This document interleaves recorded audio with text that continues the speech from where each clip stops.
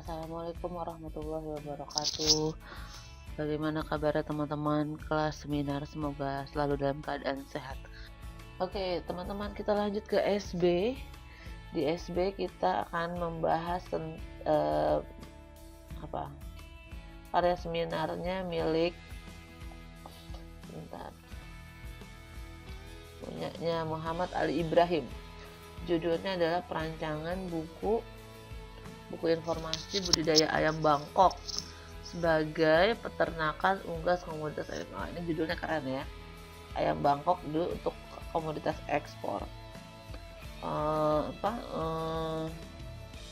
Ini di halaman sampul udah sesuai. Oke, kita masuk latar belakang. Di latar belakang penulisan udah sesuai ya, dibudidayakan di Indonesia ya. Di mengikuti kata tempat berarti dia harus dipisah ya, udah benar. Cerita tentang latar belakang nih, ada ayam, jenis-jenis ayam. Oke.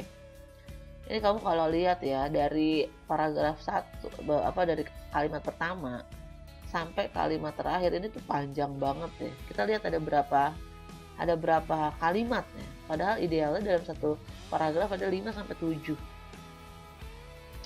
Masyarakat Indonesianya masih belum ya. Ini harusnya gede ya, karena nama negara, nama orang diawali dengan huruf besar. Jadi satu kalimat sampai titik ini ya, sampai titik nih satu kalimat, 1, 2, terus 3, 4, 5,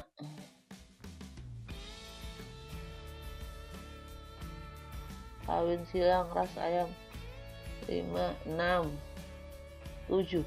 Ya, ini sebetulnya udah benar, tapi ini terlalu panjang, masih terlalu panjang. Kenapa? Contohnya kayak begini deh. Nih, ini kan ada berapa pokok pikiran. Misalnya kamu mau ngomongin negara Indonesia adalah potensial dalam mengkonsumsi ayam. Nah, cerita aja dulu berapa banyak sih ayam yang dihasilkan gitu. Jenis-jenis ayam apa aja sih? Baru setelah itu masuk pada budidaya ayam. Jadi sebetulnya dalam satu paragraf ini bisa dipecah jadi 2 nih. Gitu. Yang ini dipelihara, digabung nih harusnya. Jadi jangan terlalu panjang. Kenapa nggak boleh terlalu panjang? Karena tadi tuh pokok pikirannya jadi banyak gitu. Padahal satu paragraf kan harusnya satu pokok pikiran. Gitu. Secara ekonomi, nah ini mau ngomongin ekonomi dan Indonesia nih. Nah, ini sumbernya belum ada. Yang di atas juga sumbernya belum ada ya. Jenis-jenis ayam yang dipelihara masyarakat ini sumbernya dari mana? Sumber atau referensi gitu ya. Harusnya ada ya. Setiap paragraf sebaiknya ada referensi.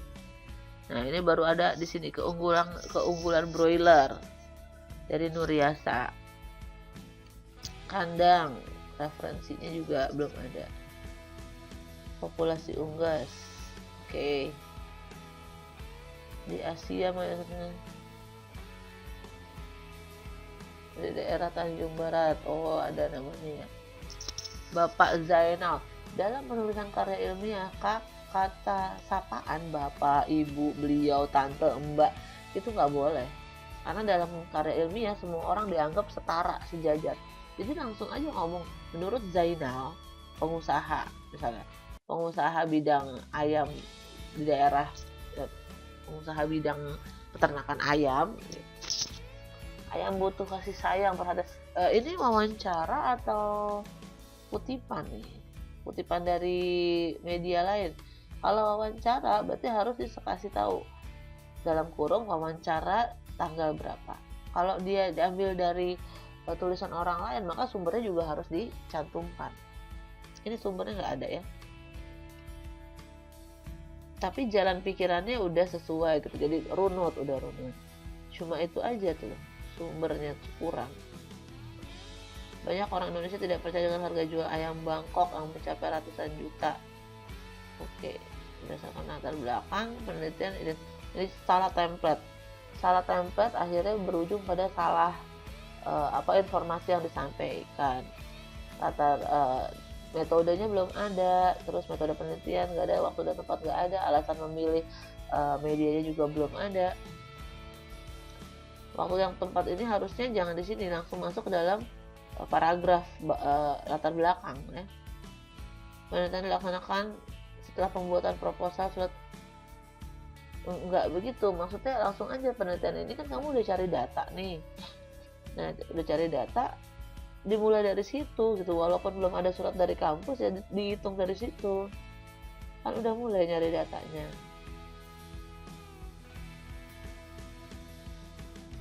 Tahun berapa?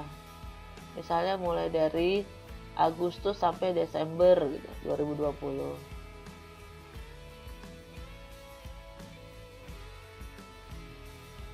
Nah, teknik pengumpulan data nggak dibikin terpisah, melainkan gabung. Langsung aja ditulis dalam bentuk paragraf. Penelitian ini dilaksanakan dengan mencari data melalui studi pustaka, observasi, dan wawancara. Gitu. Rumusan masalah.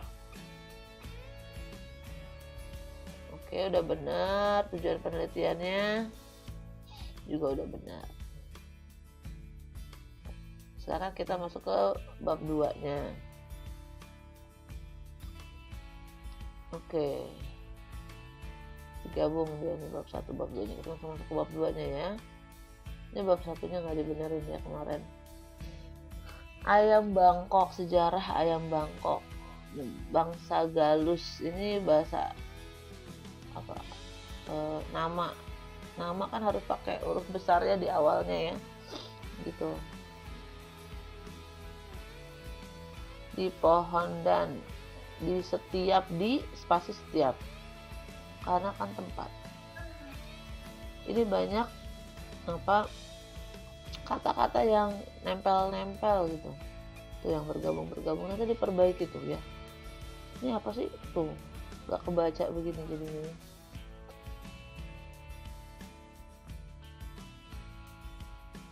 Oke, ini sekali lagi, ini sebelum sumber atau referensi ini koma bukan titik. Titiknya ntar ada di sini.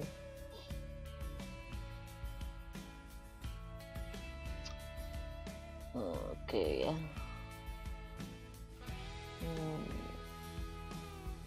Nah nih sumbernya mana? Bukan hanya ayam Bangkok saja. Hanya itu artinya saja. Jadi bukan hanya ayam Bangkok yang dicari.